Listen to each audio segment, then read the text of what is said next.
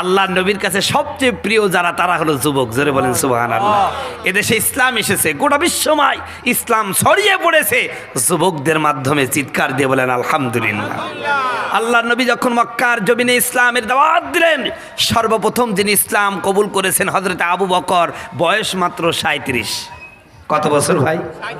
আমার বয়সও 37। আমি কি বুড়ো খুনখুনি হয়ে গেছি না যুবক? কথা কয় না, কথা কয় না।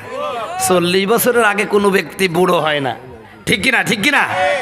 তাহলে সর্বপ্রথম ইসলাম কবুল করেছেন যুবক আবু বকর, বয়স 37 বছর। এরপর ইসলাম কবুল করেন হযরতে ওমর, তিনি তার বয়স মাত্র 26 বছর। এরপর ইসলাম কবুল করলেন আব্দুর রহমান ইবনে আউফ, তিনি যখন ইসলাম কবুল করলেন তখন তার বয়স মাত্র 18 বছর। কত বছর? এরপরে যিনি ইসলাম কবুল করলেন হযরত আলী, বয়স মাত্র 8 বছর। এদের মাধ্যমেই ইসলাম এই পৃথিবীতে প্রতিষ্ঠিত হয়েছে। জোরে বলেন সুবহানাল্লাহ। এজন্য যুবকদেরকে আল্লাহর নবী সবচাইতে বেশি ভালোবাসতেন। একদিনের কথা, আমার নবী মসজিদের মধ্যে বক্তব্য দিচ্ছেন, একজন যুবক নাম ইবনে জারির, খুব সুন্দর যুবক, দেখতে খুব চমৎকার। যুবকটা খুব শেষে মসজিদে ঢুকছেন, বসার জায়গায় পাইছে না, দাঁড়াই আছে। আমার রসুল বলতেছেন, জারির তুমি দাঁড়িয়ে আছো, এই নাও আমার চাদর, আমার চাদরের উপরে বসো। জোরে বলেন সুবহানাল্লাহ।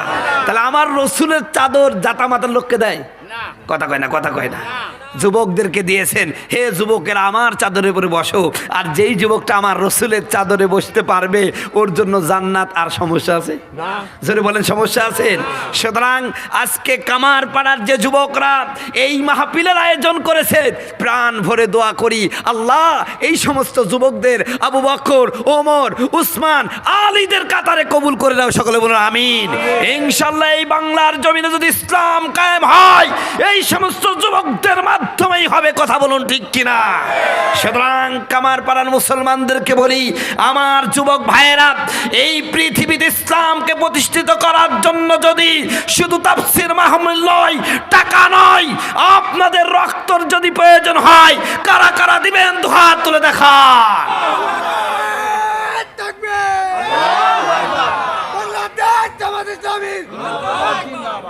ভাই, এটা মাহফিল সর্বদলীয়, আপনি বিশেষ একটা দলের স্লোগান দিবেন না। কথা বলুন ঠিক কিনা? এটা দিবেন না, এটা তখন আমাকে মাইন্ড করবেন, হুজুর রাজনীতির ওয়াজ করছে। আমি কোনো রাজনীতির ওয়াজ করছি না, এটা ওয়াজ মাহফিল, রাজনীতির ফিল্ডে রাজনীতি হবে। কথা বলুন ঠিক কিনা? আপনি মাইন্ড করেন না ভাই, কথা বুঝতে পারছেন? কারণ এই মাহফিলে টাকা বিএনপির লোকে দিয়েছে, জামাতের লোক দিয়েছে, আওয়ামী লীগের লোক দিয়েছে, জাসদের লোক দিয়েছে, যারা কোনো দল করে না তারাও দিয়েছে। কথা বলুন ঠিক কিনা? সম্মানিত বন্ধুগণ, আমার ভাইরা, তবে ইসলাম সবার। কথা কয় না? ইসলাম সবার না? আচ্ছা, বিএনপি আল্লাহর ইসলাম নাই, আওয়ামী লীগ আল্লাহর ইসলাম নাই, সবাই আমরা মুসলমান। কথা বলুন ঠিক কিনা? আমরা সবাই এদেশে ইসলামকেই চাই। কি চাই? ইসলামকে চাই।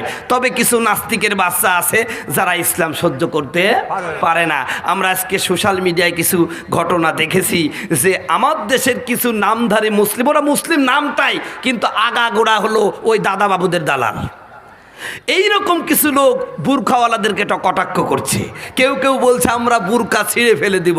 আমি বলি ভাই, যদি তুমি বুরকা ছিঁড়ে ফেলো, বুঝতে পারছি তোমার মা বাপ জীবনে বুরখা পরে না, তোমার বোন বুরখা পরে না, তোমার স্ত্রী বুরখা পরে না, এজন্যই তুমি অন্যের বুরখা দেখতে পারো না। কথা বলুন ঠিক কিনা?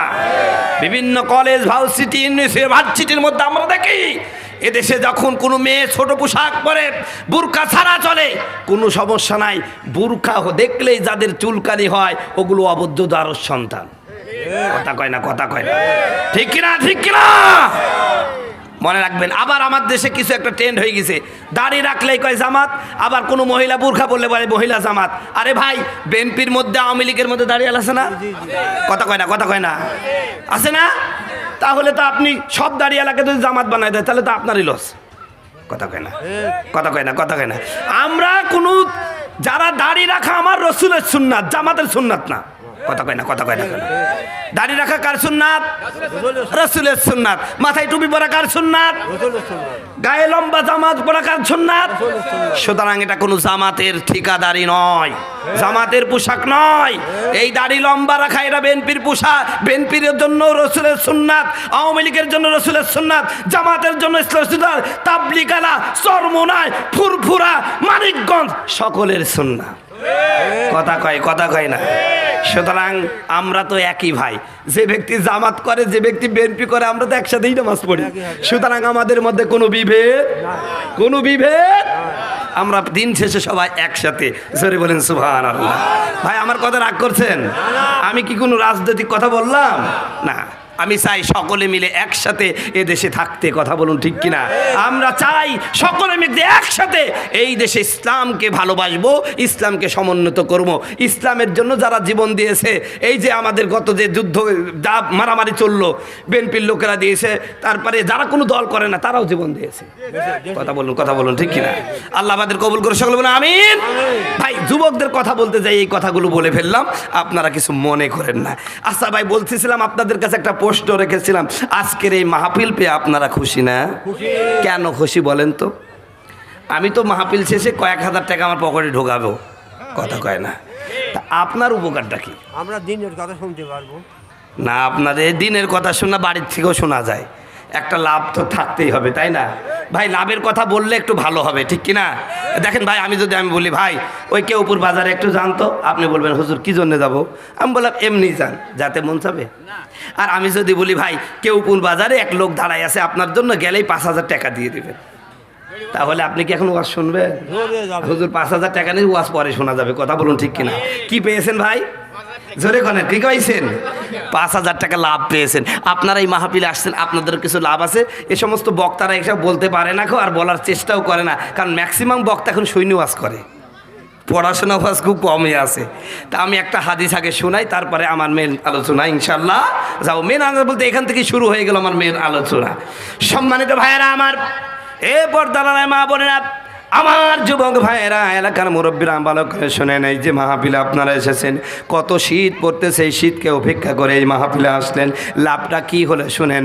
আমার নবী মুহাম্মদ সাল্লাল্লাহু আলাইহি ওয়াসাল্লাম বলেছেন, কোনো মুসলিম নরনারী, কোনো মুসলিম নরনারী, ইমানদার নরনারী যদি এশার নামাজ আদায় করার পরে আল্লাহর কোরআন বোঝার জন্য কোরআনের কোনো মজলিসে বসে, অথবা নিজেই কোরআনটা নিয়ে একটু গবেষণা করে, অথবা কোরআনের আলোচনা হচ্ছে, কোরআনের গবেষণা হচ্ছে, এমন একটা জায়গায় কিছু সময় ব্যয় করে, আল্লাহ রব্বুল আলামিন তাকে 1000 রাকাত কবুল নামাজের সওয়াব দেন।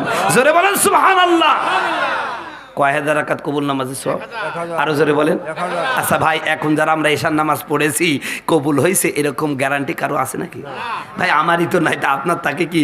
আপনি 20 বছর নামাজ পড়েন, এখনো সূরা ফাতিহা স্পষ্টভাবে পড়তে পারে না, এইরকম মুসল্লি মনে হয় এলাকায় নাই।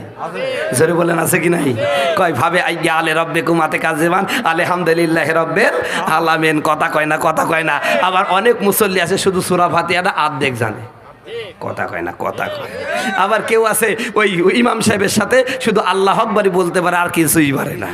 কথা বলেন তো, এই রকম মুসল্লি যদি কিয়ামত পর্যন্ত নামাজ পড়ে, ওই নামাজ দিয়ে কিছু হবে? কথা কয় না, কথা কয়। সম্মানিত বন্ধুগণ আমার, ভাইরা আমার,